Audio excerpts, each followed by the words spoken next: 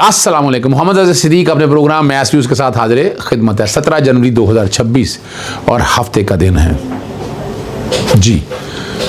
और ज़मीनी हक़ाइक़ में लग रहा है कोई लड़ाई शुरू नहीं, वो मूवमेंट शुरू होने वाला। अच्छा, क्या होने वाला ज़रा इस पर गुफ्तगू करेंगे। लाहौर हाई कोर्ट में बहुत ही अहम दरख्वास्तें हैं, ठीक है जी। एक तो लोकल गवर्नमेंट के इलेक्शन करवाने के हवाले से वो एक दरख्वास्त दायर की है, और साथ जो है ना यहाँ डॉग बाइट्स के हवाले से इतने ख़तरनाक हक़ाइक़ सामने आए हैं, और उसमें मैंने फ्रीक बनाने के लिए वफाकी हुकूमत या बाकी लोगों को उसके हवाले से क्या दरख्वास्तें दायर हुई हैं, ज़रा उस पर गुफ्तगू होगी। और दरख्तों की कटाई सिर्फ वफाक का नहीं, सूबे का मसला भी बहुत अहम है। इस हुकूमत ने दो दरख्तों का कत्लेआम कर रहे हैं ना, कोई पूछने वाला नहीं है। ये भी दहशत गर्दी होनी चाहिए। मुतनाज़ा ट्वीट में बड़ी ज़बरदस्त सूरत हाल पैदा होगी। अच्छा एक इफेक्ट है ये, अच्छा एक है कि आप अदालत के सामने पेश हो जाएं। ये एक अच्छा इम्पैक्ट है। कल क्या होना है क्या नहीं होना, 342 की स्टेटमेंट या बाकी स्टेटमेंट इसके कॉन्टेक्स्ट के वाले सरेंडर कर, जब सरेंडर कर दिया अदालत के सामने तो बात ख़त्म होगी ना जी, ठीक है ना जी। अब देखना ये है कि वो क्या हालात और वाक़यात बनते हैं। चलें, सबसे पहले जो है वकला की मूवमेंट आने वाले दिनों में मुझे ग्राउंड पे नज़र आ रही है। मैंने आपको उसको भी कहा था सितंबर के, मैंने अब अप्रैल में कहा था सितंबर होगा, अक्टूबर,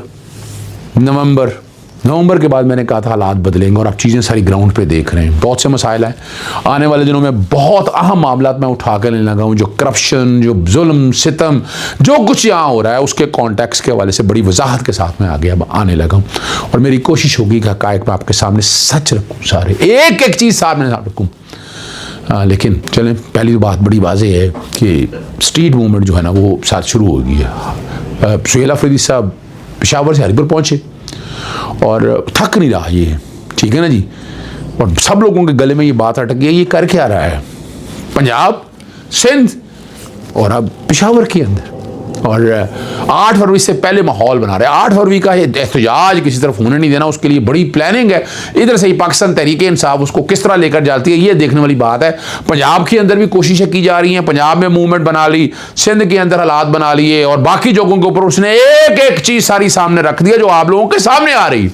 इससे आपको अंदाज़ा हो जाएगा कि ग्राउंड के ऊपर बहुत काम हो रहा है, और इसके नतीजे जो है ना बड़े ज़बरदस्त रहेंगे, ठीक है ना जी। आपको इसके नताज बड़े पॉजिटिव मिलेंगे, मैं बताता चलूँ आपको। और याद रखिएगा, और छुट्टी कराने की बात तो मैं नहीं शायद मानने वाला कि हुकूमत की छुट्टी तो मुझे नज़र नहीं आती। हाँ, ये है कि इस हुकूमत में से वज़ीर आज़म तब्दील होता है और टीमें तब्दील होती है। अब खुल के बातें आना शुरू हो चुकी हैं कि ये मुआशरत नहीं संभाल सके, बाकी हालात नहीं कंट्रोल कर सके। ये सारी बातें अब खुल के आ चुकी हैं। ये मैं बताना चलूँ आपको।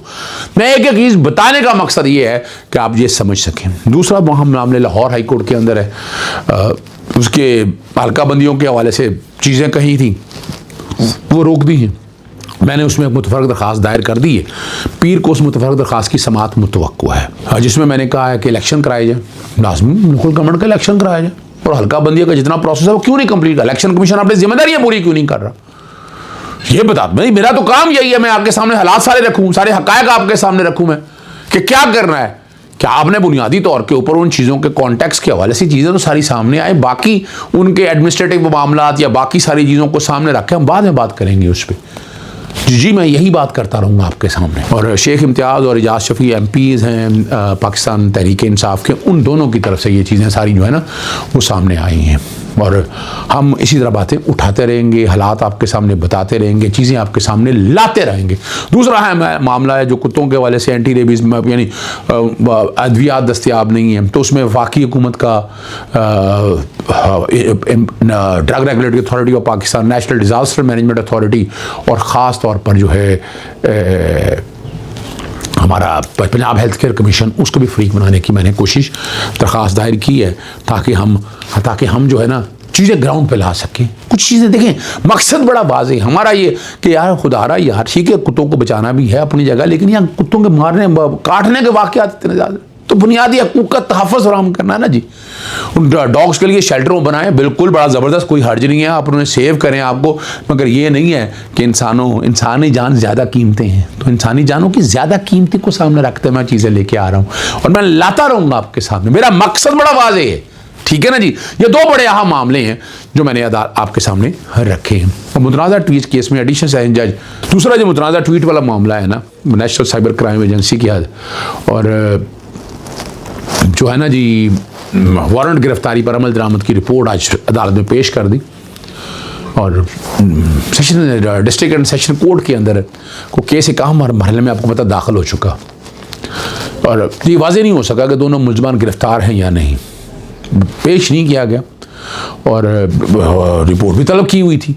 इस्लामाबाद हाई कोर्ट के इसी नौयत के केसेस अमूमन इस दिन मुकर्रर हो जाते हैं और रिलीफ ही मिलता है, मगर वहाँ पर दरख्वास्त जो है ना अर्जेंट दरख्वास्त को मुकर्रर ही नहीं किया गया। ये भी एक नया रुख इख्तियार जब हुआ सामने आ गया। हमारे दोस्त हैं एडवोकेट रियासत अली आज़ाद जो है साबका सदर हैं, वो अदालत के रूबरू ईमान मज़ारी की जानिब से ख़ुद को अदालत के सामने सरेंडर करने की पेशकश कर दी और कुछ ऐसे उन्होंने मीडिया से उन्होंने कहा कि मीडिया में ये बातें ना बताएं। ये मैं अभी लेटेस्ट क्या होता है मैं उसके हवाले से आप अंदाज़ा हो जाएगा और ऑर्डर अब सामने आ चुका है बड़ी वजाहत के साथ। मैं उनमें आपको लेके नहीं जाना चाहता, लेकिन हक़ाइक़ अब आपके सामने। इस्लामाबाद हाई कोर्ट में जो बड़ा एक अहम मामला है दरख्तों की कटाई के हवाले से एक अहम हुक्म जो है ना वो जारी किया है, एक अहम हुक्म जारी किया और CDA को 2 फरवरी तक किसी भी किस्म के दरख्तों की कटाई से रोका। जस्टिस खादम हुसैन साहब बहुत इंटेलिजेंट जज है, 4 सफ़ा पर मुश्तमिल तहरीरी हुक्मनामा जारी किया जिसमें वाज़ेह किया कि मुकर्ररा तारीख तक इस्लामाबाद में कोई दरख्त ना काटा जाए और उन्होंने बताया कि वजारत मौसमाती तब्दीली क्लाइमेट चेंज और माहौलियाती एजेंसी को भी नोटिस जारी किया वो आइंदा समात तक अपना तफसीली जवाब जमा कराएं कि तमाम इंतज़ामी और कानूनी मामलात सारे सामने लेके आएँ और दरख्वास्त के मौक़िफ़ का भी हवाला दिया। एनवायरमेंटल प्रोटेक्शन एक्ट की खिलाफ वर्जी की वजह दरख्त काटे जा रहे हैं ये भी निशानदेही किया, wildlife ordinance, master plan, बहुत सी और बातें ही हैं और यहाँ अब वो सारी चीज़ें सामने आ चुकी हुई हैं।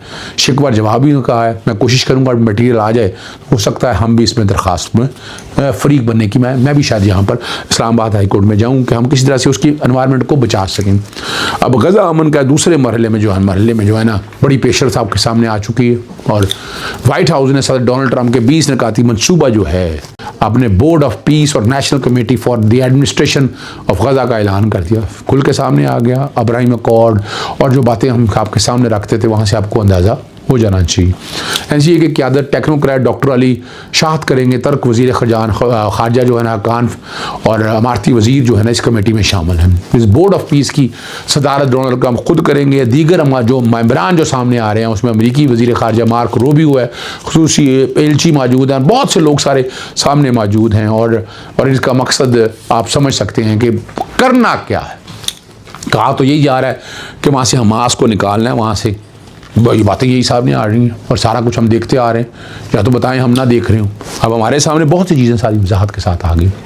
अगला हफ्ता जो है ना मैं आखिर में सिर्फ आपके सामने रखता हूँ जो बहुत अहम जाने जा रहे हैं। अदालती मामलात या बाकी मामलात को अगर आप गौर करें तो आपको अंदाज़ा हो जाएगा कि चीज़ें किस सिमत की तरफ चल रही हैं। अगले हफ्ते में कुछ समाअत मुकर्रर होती है, यानी जो 9 मई के हवाले से हैं उन लोगों के क्या केसेस मुकर्रर होते हैं। मिलिट्री कोर्ट के कॉन्टेक्स्ट के हवाले से क्या नेशनल असेंबली के अंदर कोई आता है कि अमेंडमेंट करें, जो अपील का राइट मांग रहे हैं वो अपील का राइट फ्राहम भी किया जाता है या नहीं, इसके हवाले से भी चीज़ें बड़ी वजाहत के साथ सामने आएंगी और आपको अंदाज़ा हो जाएगा कि आप करना क्या चाह रहे हैं। हमें ज़रा समझना है इन चीज़ों को और हमें चीज़ों को आगे की तरफ लेकर जाना है। मैं फिर बताता चलूँ, कानून की हुक्मरानी अगर पाकिस्तान के अंदर होगी तो बहुत चीज़ें आगे जाएंगी।